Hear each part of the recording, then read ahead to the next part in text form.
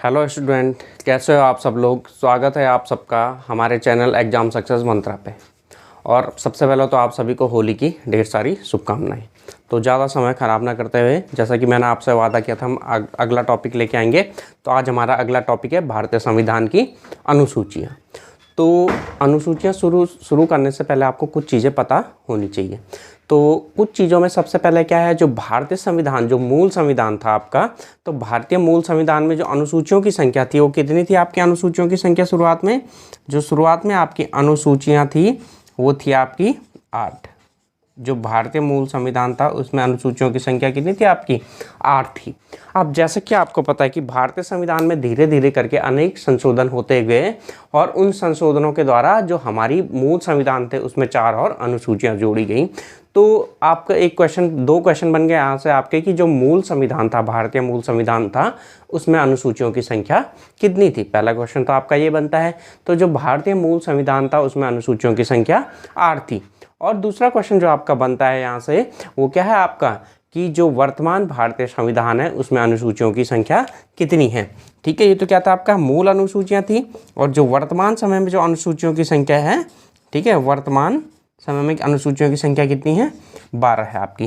तो सबसे पहले तो आपको ये दो चीज़ें ध्यान रखनी है। ठीक है, तो अब इसके बाद हम आते हैं कि अनुसूचियाँ, 12 अनुसूचियाँ हैं कौन कौन सी जो हमारे संविधान में बताई गई हैं। एक एक करके हम उन अनुसूचियों को देखेंगे और उनको समझने का प्रयास करेंगे। साथ ही साथ हम देखेंगे जो 4 नई अनुसूचियाँ जुड़ी, कब जुड़ी, किस तरीके से जुड़ी और क्या क्या उनके जुड़ने से हमारे संविधान में परिवर्तन हुए।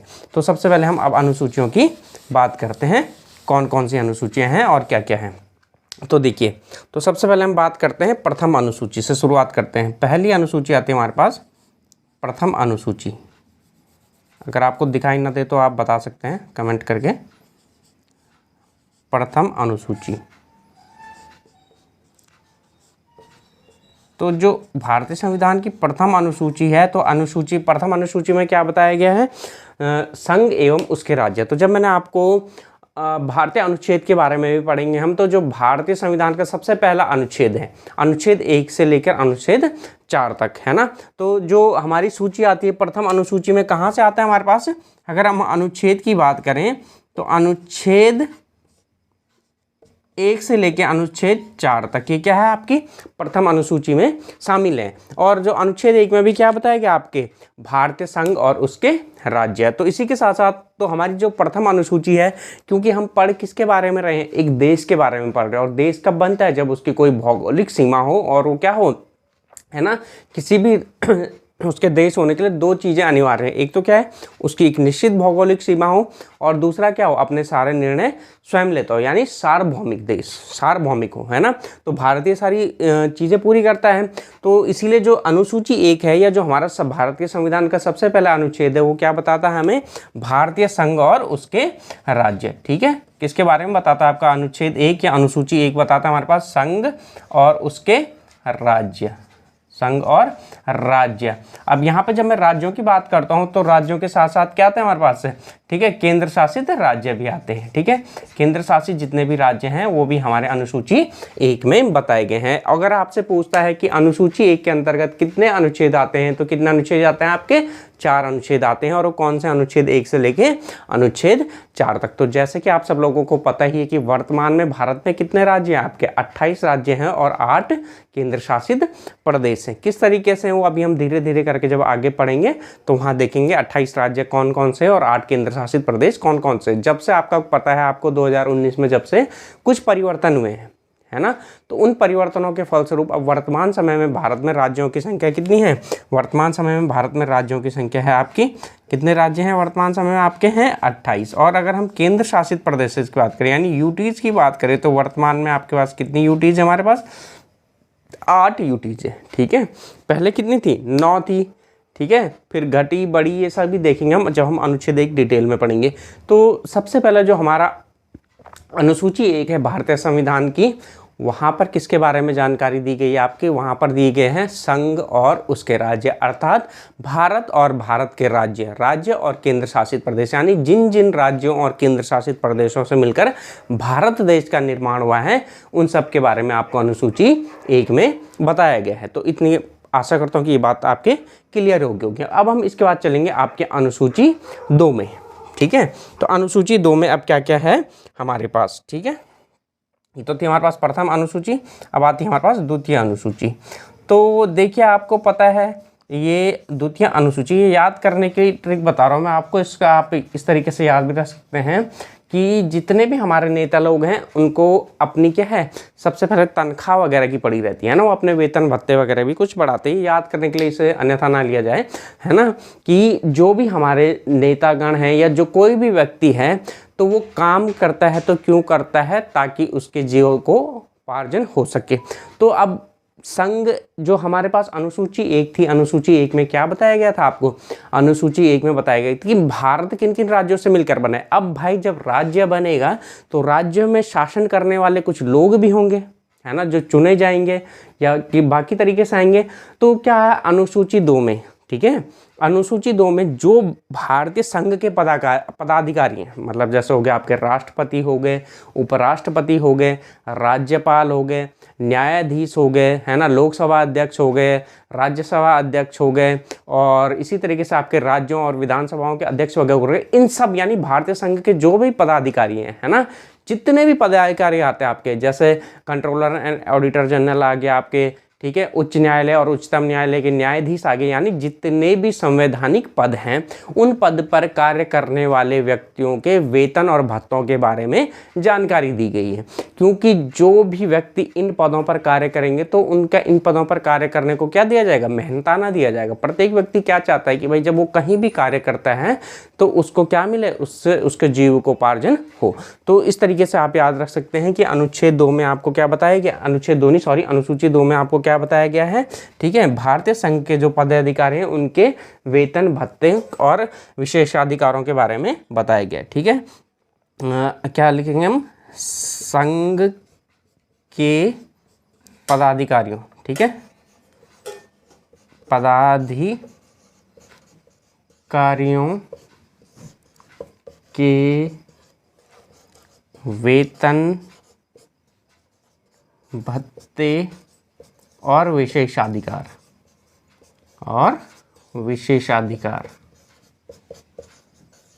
इन सब के बारे में बताया गया है आपके किसमें, द्वितीय अनुसूची में बताया गया है। तो अनुच्छेद 1 में भारतीय संघ और उसके राज्यों के बारे में बताया गया है। अनुच्छेद 2 को आप इस तरीके से रिलेट कर सकते हैं, जैसे मैंने आपको समझाया कि भाई जब संघ होगा तो उसमें कुछ काम करने वाले अधिकारी होंगे, जो अधिकारी होंगे तो सबसे पहले किसी भी व्यक्ति को क्या चाहिए, पैसे यानी वेतन भत्ते चाहिए, है ना, तो उन्हीं के बारे में हमारे पास अनुसूची 2 में बताया गया है। तो अब चलते हैं इसके बाद हम अनुसूची 3 में, कि अनुसूची 3 में हमारे पास क्या क्या है। तो अब देखो जैसे कि मैंने आपको बताया कि अनुसूची 2 में क्या है, आपके वेतन भत्ते वगैरह दिए गए हैं। तो अब हम करते हैं अनुसूची 3 की बात। तो जो भारतीय संविधान की तृतीय अनुसूची है, तो तृतीय अनुसूची में क्या बताया गया है, जो भी भारतीय संघ के पदाधिकारी हैं, क्या कहा मैंने, जो भी भारतीय संघ के पदाधिकारी हैं, जो कौन कौन से पदाधिकारी बताए मैंने आपको, राष्ट्रपति, है ना, उपराष्ट्रपति और लोकसभा अध्यक्ष, राज्यसभा अध्यक्ष, इसी तरीके से राज्य विधानसभा या विधानमंडल के अध्यक्ष, है ना, और कौन हो गए हमारे सर्वोच्च न्यायालय के न्यायाधीश हो गए, लोकसभा राज्यसभा के सदस्य हो गए, इन सब के बारे में बताया गया। अब इन सब के बारे में क्या बताया गया है, जो भी भारतीय, ठीक है, जो भारतीय संघ के पदाधिकारी हैं उनके शपथ एवं प्रतिज्ञान के बारे में बताया गया तृतीय अनुसूची में, ठीक है। भारतीय संघ के पदाधिकारियों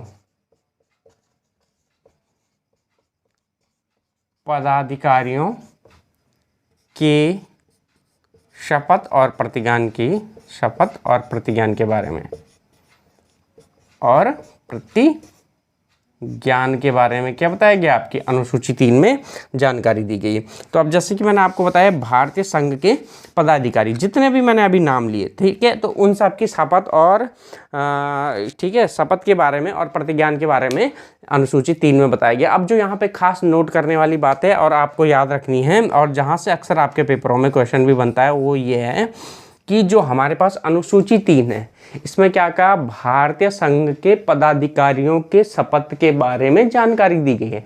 लेकिन जो आपको यहाँ पे 2 चीज़ें याद रखनी है, वो खास चीज़ें क्या हैं कि जो अनुसूची 3 है, अनुसूची 3 में जो भारत के राष्ट्रपति हैं, राज्यपाल हैं और उपराष्ट्रपति हैं, इनके शपथ के बारे में कोई जानकारी नहीं दी गई है।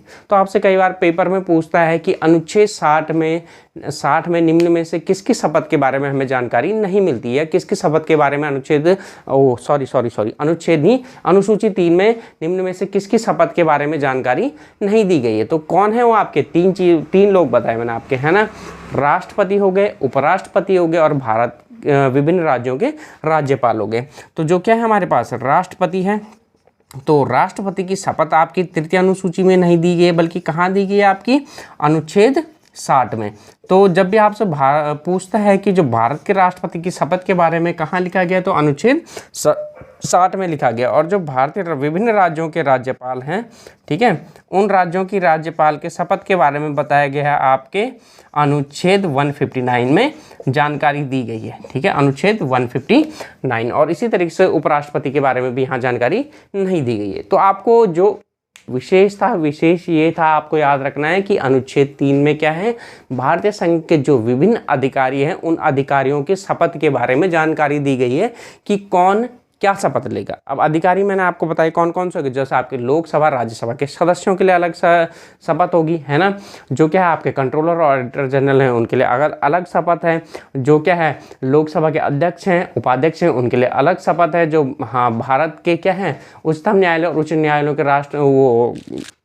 जज हैं, उनके लिए अलग अलग शपथ हैं। और जो नोट करके मैंने आपको बताई कि इसमें भारत राज्य के राष्ट्रपति और विभिन्न राज्यों के राज्यपाल और उपराष्ट्रपति की शपथ के बारे में तृतीय अनुसूची में हमें कोई भी जानकारी देखने को नहीं मिलती। अगर आपसे पूछता है कि राष्ट्रपति की शपथ कौन से अनुच्छेद में या कहाँ देखने को मिलती है, तो कहाँ देखने को मिलती है? आपकी अनुच्छेद 60 में देखने को मिलती है। और राज्यपाल की शपथ हमें आर्टिकल 159 में देखने को मिलती है।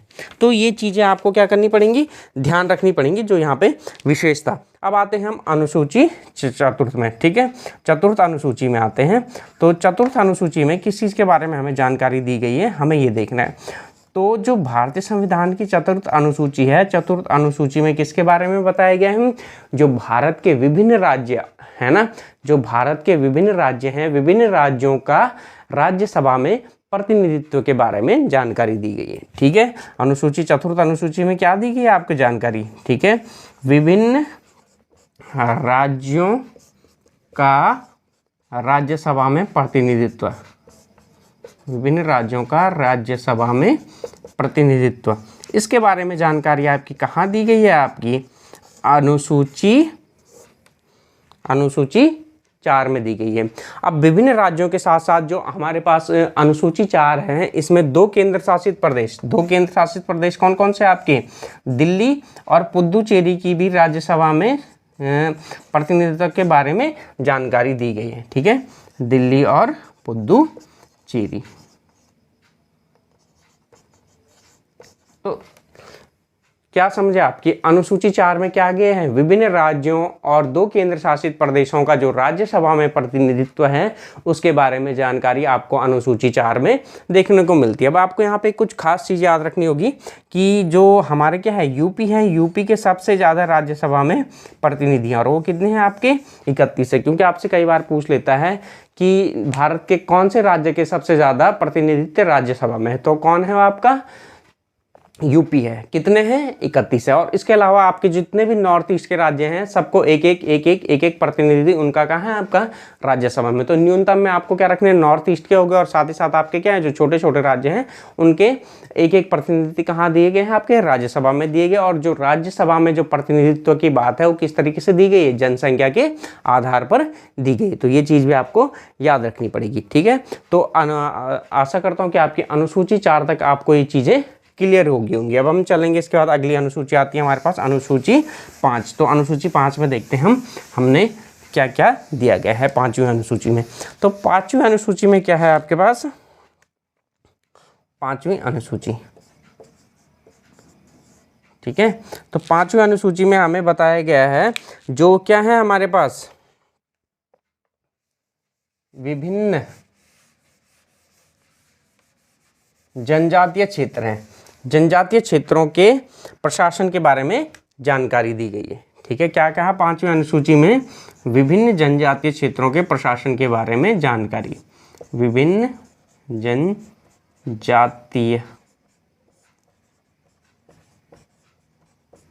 क्षेत्रों के प्रशासन की जानकारी। तो आपको पता है भारत में क्या है, बहुत सारे ऐसे क्षेत्र हैं जो कि क्या है, जहां विभिन्न प्रकार की जनजातियां निवास करती हैं। तो उन जनजातीय क्षेत्रों में किस तरीके से प्रशासन होगा या वहां की जो प्रशासन प्रणाली होगी वो किस तरीके से चलेगी, इन सब के बारे में जानकारी कौन सी अनुसूची में दी गई है? आपकी अनुसूची 5 में दी गई। अब मैं आपको एक खास बात बताऊं कि किसी भी क्षेत्र को अनुसूचित या जनजातीय क्षेत्र घोषित करने का अधिकार किसके पास होता है? आपका राष्ट्रपति के पास होता है। राष्ट्रपति अपनी ठीक है नोटिफिकेशन द्वारा क्या कर सकता है, किसी भी क्षेत्र को जनजातीय क्षेत्र घोषित कर सकता है। तो 5वीं अनुसूची में आपकी ये चीज़ दी गई है जो चीज़ आपको याद रखनी है। उसके बाद आती है हमारे पास 6वीं अनुसूची। तो जो हमारे पास 6वीं अनुसूची है, 6वीं अनुसूची में भी क्या है, आपके जनजातीय क्षेत्रों के बारे में ही जानकारी दी गई है, लेकिन वो इसमें कुछ खास राज्य हैं। केवल उन राज्यों के जनजातीय क्षेत्रों के प्रशासन के बारे में जानकारी दी गई है। अब वो राज्य कौन से हैं, आप इस तरीके से याद रख सकते हैं, AMTM। तो ये 4 राज्य हैं, ठीक है, जिनके बारे में हमें क्या है 6ठी अनुसूची में जिनके जनजातीय क्षेत्रों के प्रशासन के बारे में जानकारी दी गई है। भाई राज्य कौन से हो गए हमारे पास? A से हो गया हमारे पास असम, ठीक है, M से हो गया आपके पास मेघालय, T से हो गया आपके पास त्रिपुरा, T से हो गया आपके पास त्रिपुरा और M से हो गया आपके पास मिजोरम। तो जो खास ये जो 4 क्षेत्र हैं आपके, कौन बोले मैंने? असम, मेघालय, त्रिपुरा, मिजोरम। इन 4 राज्यों के जितने भी जनजातीय क्षेत्र हैं, उन जनजातीय क्षेत्रों के प्रशासन के बारे में जानकारी आपकी अनुसूची 6 में दी गई है।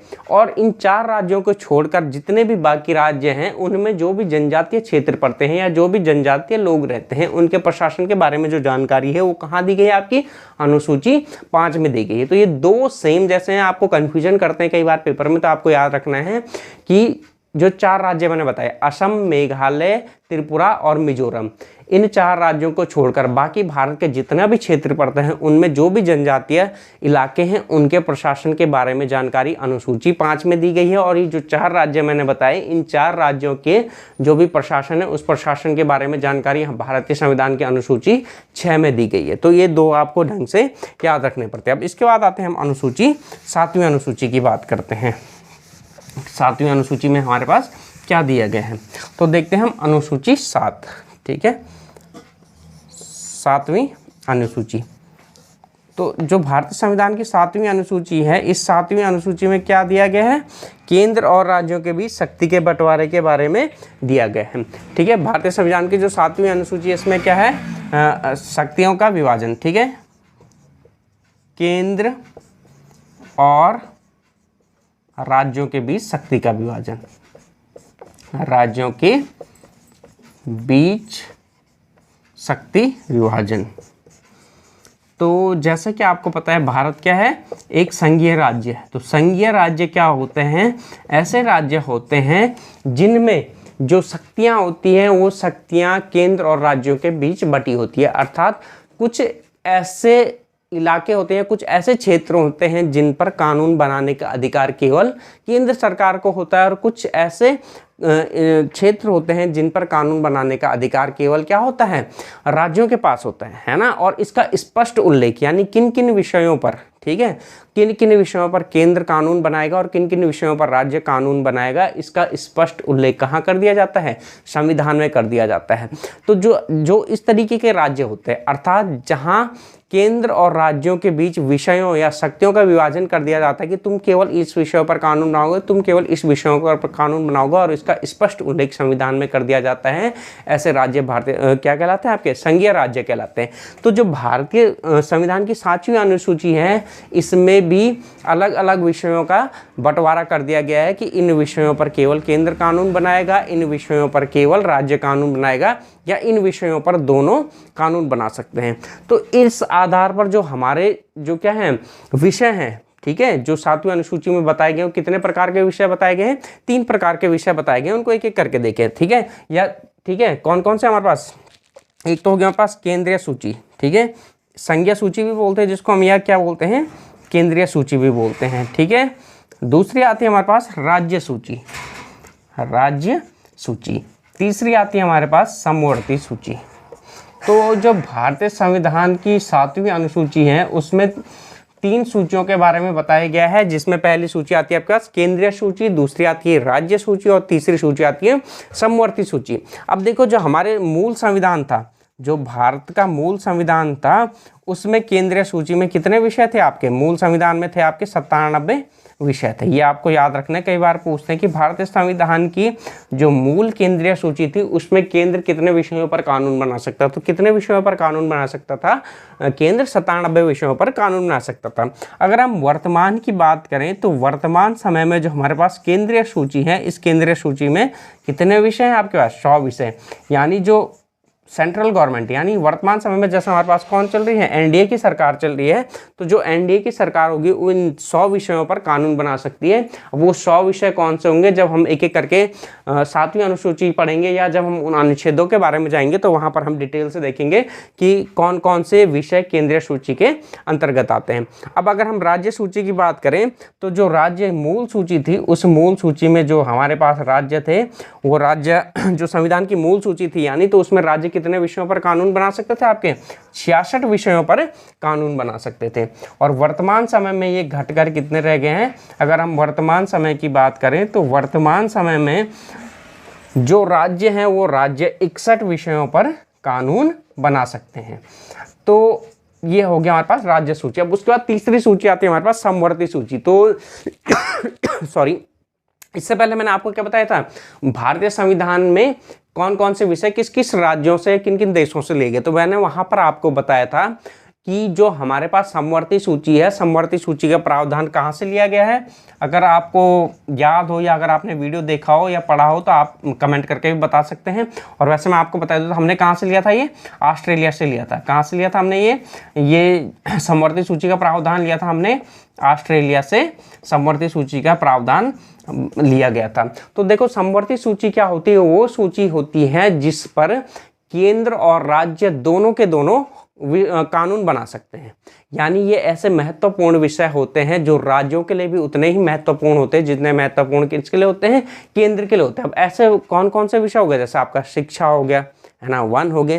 तो ये सारे के सारे विषय कहाँ थे आपके समवर्ती सूची में। तो अगर हम समवर्ती सूची की बात करें तो समवर्ती सूची जो भारतीय संविधान की मूल समवर्ती सूची थी उसमें कितने विषय थे आपके, 47 विषयों के बारे में बताया गया था। लेकिन अगर हम वर्तमान समय में इनकी बात करें तो वर्तमान समय में इनकी संख्या 57 से बढ़कर कितनी हो गई है आपके पास, 52 हो गई। यानी वर्तमान समय में 52 ऐसे विषय हैं जो क्या है, केंद्र और राज्यों दोनों के लिए एक समान से महत्वपूर्ण है। अर्थात इन पर केंद्र भी कानून बना सकता है और राज्य भी कानून बना सकता है। अब मैं आपको एक खास बात यहाँ पे बताऊं, अगर क्या है हमारे पास, ठीक है, केंद्र ने भी किसी विषय, ऐसे जो समवर्ती सूची का विषय, केंद्र ने भी वहां पर कानून बनाया, राज्य ने भी वहां पर कानून बनाया, तो ऐसे में कौन कौन सा कानून माना जाएगा, तो ऐसे में हमेशा कौन सा कानून माना जाता है, केंद्र द्वारा बनाया गया कानून माना जाता है। अर्थात समवर्ती सूची में अगर हमने कोई भी कानून बनाया और उस कानून में कोई भी टकराव की स्थिति उत्पन्न होती है तो उस दशा में केंद्र द्वारा बनाया गया कानून ही क्या होगा, लागू होगा।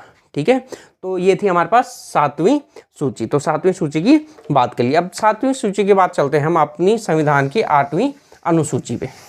तो जो भारतीय संविधान की 8वीं अनुसूची है, भारतीय संविधान की 8वीं अनुसूची में किसके बारे में जानकारी दी गई है हमारे पास, जो भारतीय संविधान में 22 भाषाएं थी, उन 22 भाषाओं का उल्लेख किया गया है। कौन सी अनुसूची में, 8वीं अनुसूची में। तो क्या कहा मैंने, भारतीय संविधान में जो भाषाओं का उल्लेख किया गया है वो कौन सी अनुसूची में किया गया है, 8वीं अनुसूची में। तो अगर हम मूल संविधान की बात करें तो जो भारतीय संविधान की 8वीं अनुसूची थी उसमें कितनी भाषाओं, मूल में कितनी भाषाओं का उल्लेख था, 14 भाषाओं का उल्लेख था। कितनी भाषाओं का उल्लेख था, 14 भाषाओं का उल्लेख था। और वर्तमान समय में इसमें अगर हम बात करें तो वर्तमान समय में जो भारतीय संविधान की 8वीं अनुसूची उसमें कितनी भाषाओं के बारे में बताया गया आपको, 22 भाषाओं के बारे में बताया गया। अब हम देखते हैं कि जो मूल संविधान के बाद कौन कौन सी भाषाएं जोड़ी गई और किस किस कॉन्स्टिट्यूशनल अमेंडमेंट के द्वारा जोड़ी गई। तो सबसे पहले जोड़ी गई थी हमारे पास 21 कॉन्स्टिट्यूशनल अमेंडमेंट यानी 21वें संविधान संशोधन। ठीक है, 21वें संविधान संशोधन द्वारा जोड़ी गई थी हमारे पास सिंधी भाषा जोड़ी गई थी। ठीक है, 21वीं संविधान संशोधन। और ये जो 21वां संविधान संशोधन हुआ था ये कब हुआ था आपका 1967 में हुआ था। और 21st कॉन्स्टिट्यूशनल अमेंडमेंट द्वारा 1967 द्वारा हमारे पास कौन सी जोड़ी गई थी, सबसे पहले सिंधी भाषा जोड़ी गई थी। तो आपसे कई बार पूछा जाता है कि जो भारतीय संविधान में मूल संविधान में 14 भाषाएं थी, तो जो 15वीं भाषा जोड़ी गई वो भाषा कौन सी थी, वो थी आपकी कौन सी थी, सिंधी भाषा थी। और कब जोड़ी गई थी आपकी 1967 में जोड़ी गई थी और 21वें संविधान संशोधन द्वारा जोड़ी गई थी। तो पहली चीज आपको जो यहाँ से ये चीज याद रखनी है। अब दूसरी चीज आती है हमारे पास क्या 1992 में अच्छा ठीक है, 1967 हो गया। अब अगली चीज आती है क्या 71वें संविधान संशोधन द्वारा 71वें संविधान संशोधन 1992 द्वारा भी कुछ भाषाएं 71वें संविधान संशोधन 1992 द्वारा भारतीय संविधान में 3 और भाषाएं जोड़ी गई थी। ठीक है, क्या कहा 21वें संविधान संशोधन 1992 71वें संविधान संशोधन 1992 द्वारा, तो 71वें संविधान संशोधन 1992 द्वारा भारतीय संविधान की 8वीं अनुसूची में 3 भाषाएं और जोड़ी गई, जिनको याद करने के लिए आप क्या कर सकते हो, कमीने, है ना, कमीने मूवी देखी होगी आपने, तो इसके द्वारा आप याद कर सकते हो। तो एक कमीने का अर्थ क्या है, शॉर्ट में समझ लीजिए आप। ठीक है, कोंकणी, मणिपुरी और नेपाली। तो अगर आपसे पूछा जाता है कि 71वें संविधान संशोधन द्वारा भारतीय संविधान की 8वीं अनुसूची में कितनी भाषाएं जोड़ी गई, तो कितनी भाषाएं जोड़ी गई, 3 भाषाएं जोड़ी गई, जो कौन कौन सी थी, कोंकणी, मणिपुरी और नेपाली। ठीक है, तो यहाँ पे लिख देता हूँ कौन कौन सी जोड़ी गई थी आपकी, कोंकणी, मणिपुरी और नेपाली, ये 3 भाषाएं आपकी 71 कॉन्स्टिट्यूशनल अमेंडमेंट 1992 द्वारा जोड़ी गई थी। अब उसके बाद एक और कॉन्स्टिट्यूशनल अमेंडमेंट हुआ जिसके द्वारा आपकी 4 भाषाएं जोड़ी गई थी, और ये था आपका 92 कॉन्स्टिट्यूशनल अमेंडमेंट। ठीक है, 92वां संविधान संशोधन 2003। ठीक है, 42वां 2003 में जोड़ी गई थी। और 2003 में कौन कौन से जोड़ी गई थी आपकी, क्या कहा मैंने, 92 संविधान संशोधन 2003 द्वारा जोड़ी गई थी आपकी 4 भाषाएं। अब वो कौन कौन सी है, आप सबने गणित में एक नियम पढ़ा होगा बॉड मास का, तो इसके द्वारा आप ये 4 भाषाओं को याद रख सकते हैं। अभी 4 भाषाएं कौन कौन सी जोड़ी गई थी। ठीक है, एक तो हो गया आपका बोडो होगी पहली, दूसरी हो गया आपकी डोगरी, तीसरी हो गया आपकी मैथिली, और चौथी जोड़ी गई थी आपकी संथाली। तो ये 4 भाषाएं जोड़ी गई थी आपकी 92 कॉन्स्टिट्यूशनल अमेंडमेंट 2003 द्वारा। तो इस तरीके से वर्तमान समय में जो भारतीय संविधान की 8वीं अनुसूची है, उस 8वीं अनुसूची में कितनी भाषाएं हैं आपकी, 22 भाषाएं हैं। ठीक है, सबसे पहले आपकी 21वें संविधान संशोधन 1967 द्वारा सिंधी जोड़ी गई थी।